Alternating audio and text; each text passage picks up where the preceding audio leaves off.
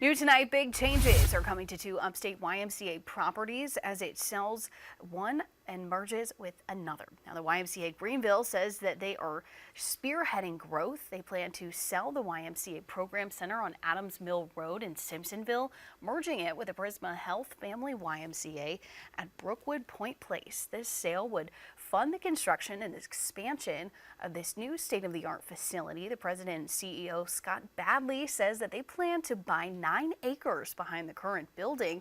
In a statement, they said in part by consolidating properties and services under one location, we'll be able to serve more than double the numbers of individuals and families that we currently do.